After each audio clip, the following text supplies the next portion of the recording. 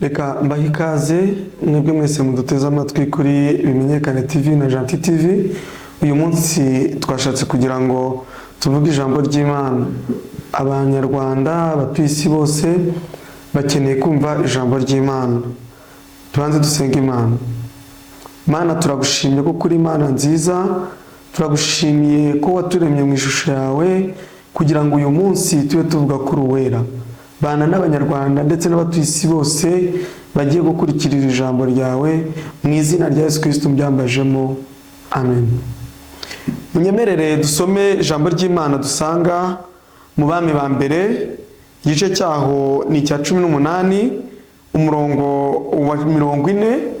Turagenda tugere ku murongo wa 46. Ni 60 yonyine tugiye gusoma kugira ngo tubashe kumvikana ku ijambo ry'Imana uyu munsi twateguye. Ijambo ry'Imana rifite umutwe uvuga ngo Imana yice abahanuzi b'ibinyoma ku buzima bwawe. Niyo mpamvu rero uyu munsi nashatse ko tuganira ku kitabo cy'Abami ba mbere, igice cyaho cya 18 guhera ku murongo wa 40 kugeza ku 46. Dusome mu izina rya Yesu. Ngo Eliya yica abahanuzi ba Bali. Nuko Eliya arababwira ati, nimufate abahanuzi ba Bali, nimubasimbuke n'umwe. Barabafata, Eliya arabamanukana abagejeje ku kagezi Kishoni abicirayo.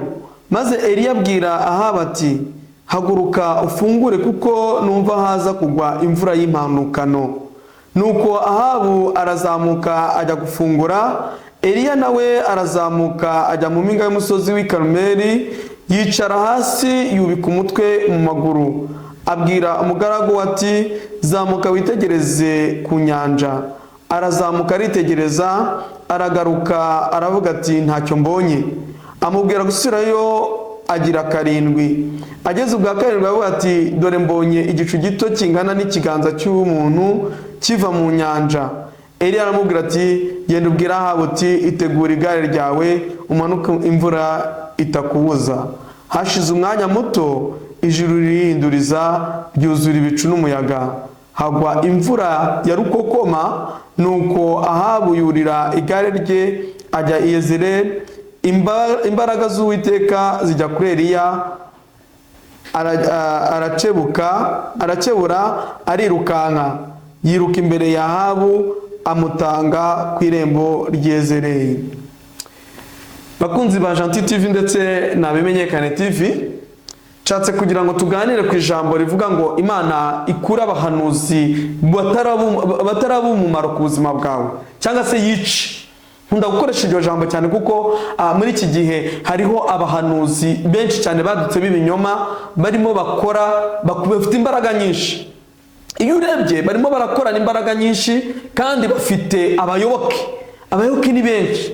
Iyo bashinze urusengero ruragenda rukuzura. Iyo bagiye mu rusengero abantu bajya kubareba nk'abagiye kureba ikindi gitangaza. Muri makeya abantu bakurikiye ibyo bari kubabwira, ibyo bari gukora mu buryo bwebwe mutazi budasobanutse. Uyu munsi nzanye ijambo rero ubwo Eliya yaramaze kurambirwa cyane ku uburyo abahanuzi ba Bali bakoraga. We icyo gihe yaramaze igihe kinini cyane yihishe kubera abahanuzi benshi cyane bari barishwe. Mwibuke neza ukuntu icyo gihe byari bihagaze. Abahanuzi ba Bali bari baricishije abahanuzi b'Imana. Eliya we yagaragaraga nk'aho ari we muhanuzi usigaye. Icyo gihe ngo ateranya abahanuzi ba Bali, ngo abwira umwami ati, teranya abahanuzi baho bazane. Nawe ajya ku musozi. Nuko ngo arababwira ati, nimureke twubake igicaniro, uyu mwanya dutambire Imana, turebe Imana iri bwumvire uyu munsi Imana iri bukore iyo ariyo. Ndagira ngo mbwira abantu baduteze amatwi ko uyu munsi bagomba kureba bakamenya ngo Imana tugomba gukorera, Imana tugiye gutambira igitambo, ni Imana bwoko ki? Ese ni iyihe Mana? Nuko ngo abahanuzi ba Bali bariyegeranya cyane kugeza ubwo abo bahanuzi bo mu buryo bwose bakoraga bageze naho kwikebagura kugira ngo barebe ko Imana yabumva. Hari abantu muri iki gihe bari kwikebagura kugira ngo barebe ko Imana ibumva, ariko Imana ntabwo iri kubumva. Nuko ngo Eliya aravuga ngo mwandi mwegeranye igicaniro, mwafata igicaniro aracyubaka, mwafata amabuye 12 nk'uko mu muryango w'Abisirayeli wari uri, mwarangije ngo aracyubaka, mwamaze kucyubaka mwashyiraho inkwi, mwarangije ngo arababwira ngo mwandi muzane intango z'amazi mugende mumenamo. Nuko ngo bamenamo amazi. Muri uko kumenamo amazi rero byatumye abantu batangira kwibaza, baribaza bati Eliya ari gukora ibiki? Ese Eliya biriya bintu arimo gukora ni ibiki? Bamufataga nk'umusazi, bamufataga nk'umuntu utazi ibyo ari gukora, ariko Eliya yari azi icyo ari gukora. Haleluya. Nuko ngo Uwiteka amanukira muri za mbaraga zo kwizera, amanukira muri bwa bubasha bwo gukora, aramanuka araza atwika igicaniro. Jambo mfite umunsi yabanga Imana ikura abahanuzi batarabumara ku buzima bwawe, yica abahanuzi batarabumara ku buzima bwawe. Abantu benshi cyane uyu munsi bari gukurikira ibitangaza, abantu benshi uyu munsi bari gukurikira indonke, barimo barakurikira ibintu utamenya ibyo ari byo. Ariko nzanye ijambo rivuga ngo Imana yica abahanuzi batarabumara ku buzima bwawe. Ngo nuko ngo Eliya ngo arangije ngo abwira umwami, ngo aramubwira ngo genda umanuke urye, genda urye. Icyo gihe imvura yarabuze, mwibuke ko Eliya yari yategetse imvura igahagarara. Nuko ngo umwami aragenda ararya, barangije ngo tuma umuhanuzi ngo ugenda urebe uko bimeze. Ngo umuhanuzi aragenda ajyayo inshuro 7. Ese wowe usenze inshuro zingahe ku buryo urambirwa ukajya kubaza? Usenze inshuro zingahe ku buryo wumva unaniwe ukajya kubaza? Ese aho uri kujya uri kubona ariho ho kujya? Ngo nuko ngo imvura iragwa, umwami aratanguranwa arirukanka kugira ngo itamunyagira. Reka nawe uyu munsi imvura y'umugisha ikumanukire, reka nawe imvura y'umugisha ikumanukira, reka imvura y'umugisha yongere imanuke ku buzima bwawe, ijye mu byawe byapfuye byongere bizuke, ijye muri business yawe yongere ikore, ijye mu murimo wawe yongere ukore. Ahari byaba bikuremereye, ahari mu kazi byaba bitoroshye, ahari ibyo waba urimo byose byaba ari ikibazo, nyemerera uyu munsi wongere usange, wongere wegere abahanuzi b'ukuri. Abahanuzi b'ukuri nta bandi, n'abavuga ijambo ry'Imana, n'abavuga ko Uwiteka azagaruka bakayihanisha abantu ibyaha. Uyu munsi urajya mu rusengero, kwihana ibyaha ntibikibamo, ntabwo bakihanisha ibyaha. Oya da, icyabo ni kimwe gusa, nimuze muture. Reka mubwire, baratura bakuzanira ayo mafaranga, azakubera umuvumo. Abahanuzi batarabumumaro ku buzima bwawe Uwiteka bavaneho.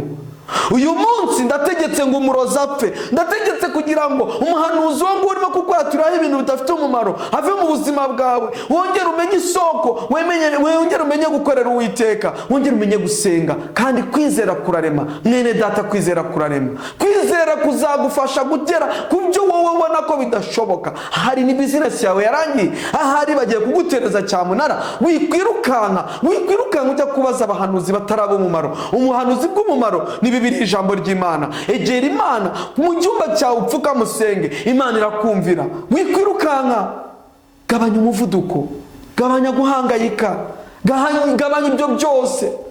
Uwiteka agufiteho ijambo, agufiteho intego nziza, agufiteho gukorerwaho ibitangaza. Haleluya. Ndumva Uwiteka hari ikintu agiye gukorera ubuzima bwawe. Wowe uyu munsi udukurikiye, wowe uyu munsi utwumva, Uwiteka agiye kwitamurura, Uwiteka agiye kwitamurura ku buzima bwawe, kuko uvuye mu bahanuzi batarabumumaro. Uyu munsi urongeye usanze Uwiteka, ca bugufi uvuge ngo Uwiteka mbabarira, Uwiteka ndengera, Uwiteka ngera ugaruke mu byanjye. Ariho kugira ngo wiruke ku bidafite umumaro. Iyo esanse urayitwika, ugiye mu bidafite umumaro, ugiye kwirukanka, ugiye guhiga, ngo habahambye ngo hari abahanuzi, ngo hari abahanuzi. Reka nkubwire, reka abanye umuvuduko, reka gukora gaspillage. Ayo mafaranga hari ikindi yakora. Ayo mafaranga uri gutanga atajya gukorera Imana, hari ikindi kintu yakora. Ari kujya gukoreshwa ikuzimu, bari kujya kuyakoresha bidafite umumaro, kubera yuko wowe ubwawe urahumirije, urasinziriye. Uyu munsi nzanye ijambo rivuga ngo Uwiteka avana abahanuzi batarabumumaro ku buzima buzima bwawe. Uwiteka yongera yica abahanuzi batari bazima ku buzima bwawe, yongera avana ibidafite umumaro ku buzima bwawe, yongera gusange. Ndagira ngo ubwire ngo ibyo wakora byose, ibyo wavuga byose, ukijagaraye mu mutwe wawe nta mahoro wagira. Uzagumya baravuga, ni ukuvuga ngo icyo ushaka kukubwira uzagenda uvuga ngo hano hari Imana ivuga, nyamara uzasanga atari Imana ivuga. Abantu benshi cyane barimo barayoba, barimo barajya gushakisha ibitangaza, barashaka izo za viza. Imana yaguha icyo ushaka, icyo umutima wawe ushaka. Uyu munsi niwemera ugaca bugufi, ugasenga, ukavuga ngo Uwiteka, nje imbere yawe, nciye bugufi, nje imbere yawe, ndihannye, nje imbere yawe, nje kugusanga, nje kukubwira amaganya yawe. Hari indirimbo nkunda cyane ngo mu gitondo ujye wicara ngo imbere y'igitanda cyawe, musuke amaganya imbere y'Imana yawe. Wijya kuyasuka imbere y'abantu batashaka kukumva, bazakumvira ubusa. Abantu n'abantu bazakumvira ubusa. Ibibazo byawe reka hari umuntu wavuze ngo umusonga wundi ntabwo ubuza undi gusinzira. Umusonga wawe ntabwo ushaka kumbuza gusinzira, ntabwo umusonga wawe ushobora gutuma njyewe mbura amahoro. Ahubwo wowe menya Imana ugomba gukorera, menya Imana ugomba kuvugira, menya Imana ugomba gusenga. Wijya gusenga Imana utazi. Ese hari ahantu ujya urabona hari hazima? Gukurikira ibitangaza, wakurikiye Imana. Nimuce bugufi musenga Imana, nimuce bugufi mwubaha Imana. Imana izajya mu byanyu, Imana izabumva kandi Imana izabumvira. Bene data, bashiki banjye, babyeyi mwese mudukurikiye, ndagira ngo mbabwire ngo nimugaruke ku rufatiro. Dore muve ku giti, dore umuntu. Nimuve ku bidafite umumaro, dore umuntu. Nimuve ku bidafite akamaro, dore Imana. Dore Imana twiringiye. Iyi ni ya yindi yazuye Lazaro, ya yindi byari byakomeye Mariya na Marita bakarira, ya yindi abanyarwanda bari bakeneye muri cya gihe cyatambutse, ya yindi twabonye idutabara, ya yindi yadukijije ikadukiza jenoside, ya yindi tukarokoka tukavamo. Iyo niyo Mana tugomba gukorera, iyo niyo Mana tugomba kuvugira. Nimuve mu bidafite umumaro. Imana nta yindi, Imana ni ya yindi twizeye. Mwijya gushakisha hirya no hino muvuga ngo Imana iri hano, iri hano. Mumenye ko mu minsi y'imperuka muri Timoteyo haravuga ngo bazababwira ngo Imana iraha, musange ngo abantu bari kwirukanka bajyayo.